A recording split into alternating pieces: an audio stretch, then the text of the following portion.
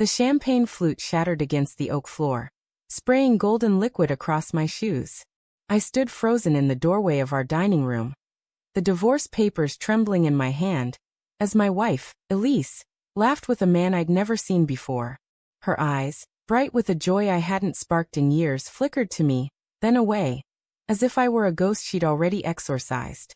The stranger's hand rested on her waist, casual but possessive, and the air grew thick with the scent of her perfume, jasmine, sharp and mocking. "To freedom," she'd toasted, her voice ablaze, before the glass slipped from her fingers at the sight of me. That moment 5 years ago carved itself into my bones, a wound that never scabbed over. I'd come home early from the office, my tie loosened, expecting to find Elise curled up with her novels, maybe a glass of wine. Instead, I walked into a celebration of our end. The papers I held, still warm from the printer, were meant to be a mutual surrender, a quiet agreement to part ways after months of cold silences and separate beds. But this was a betrayal that burned deeper than I'd ever imagined. Her laughter, his touch, the clink of glasses before my arrival, they were a script I hadn't been written into. I didn't shout. I didn't lunge. I just stood there, the weight of her indifference crushing my ribs. "You're early," she said, her voice smooth as glass, no trace of guilt. The man, broad-shouldered, with a smug tilt to his lips, didn't move. He sized me up like I was an intruder in my own home. "This is Marcus," she added, as if introducing a colleague. "He's been helping me through this." Her words were careful, but her eyes betrayed her, a flicker of defiance, a spark of something reckless. I should have seen it coming. The late-night texts she'd dismiss as work.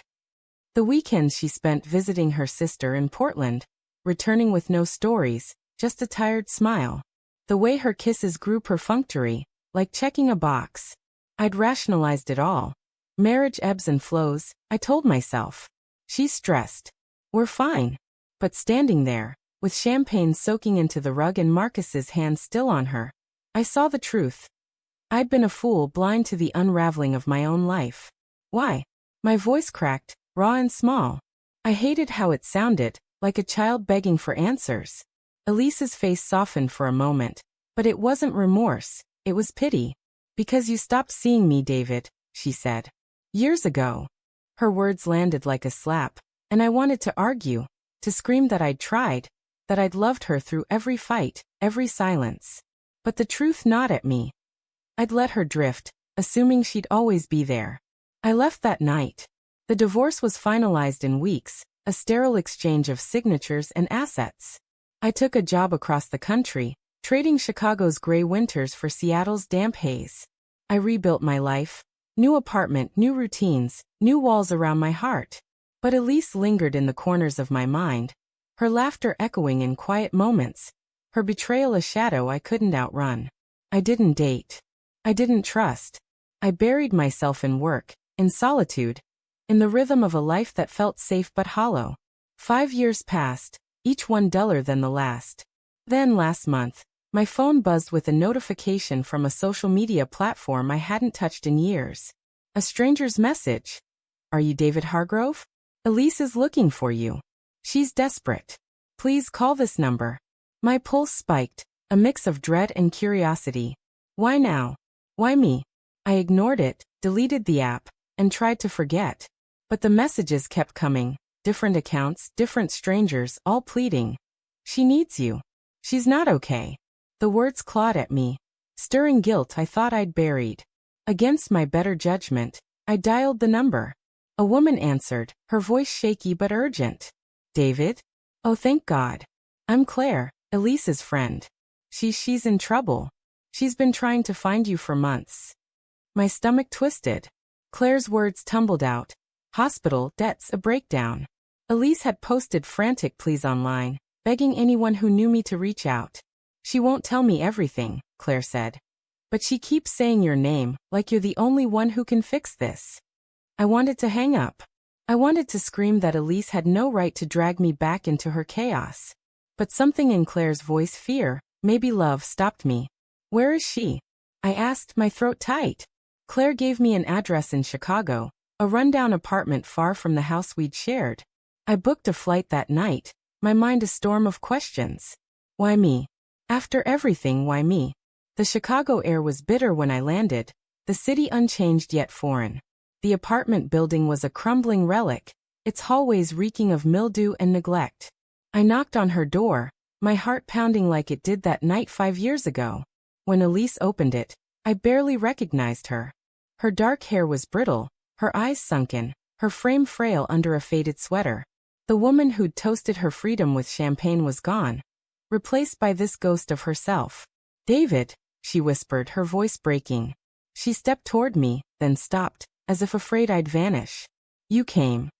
Tears welled in her eyes, but I didn't move. I couldn't. The anger, the hurt, it all surged back, a tidal wave I'd suppressed for years. "Why am I here, Elise?" My voice was cold, sharper than I meant. She flinched, wrapping her arms around herself. I messed up," she said. "Everything. Marcus, the money, my life." Her words spilled out, fragmented and raw. Marcus had been a con, she said. A charming leech who drained her savings, her confidence, her sanity. He'd promised a new life, but left her with nothing but debts and shame. She'd spiraled, lost her job, her friends, her health. "I didn't know who else to turn to," she said, her eyes pleading. "You were always good." Good. The word stung. I'd been good, and she'd shattered me. I wanted to walk away, to let her drown in the mess she'd made. But her fragility, her desperation, it stirred something in me. Not love, not anymore, but a flicker of the man I used to be, the one who believed in saving people. She led me inside, the apartment sparse and cold. Papers littered the table, medical bills, eviction notices, a photo of us from years ago, creased and faded. "I kept it," she said, catching my gaze. "I don't know why." I didn't answer.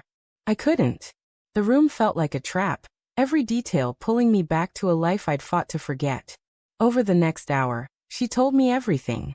How Marcus had manipulated her, preyed on her loneliness. How she'd ignored the red flags, his vague past, his sudden disappearances, because he made her feel alive again. How she'd realized, too late, that she'd traded love for lies. "I didn't cheat to hurt you," she said, her voice barely audible. "I cheated because I was lost."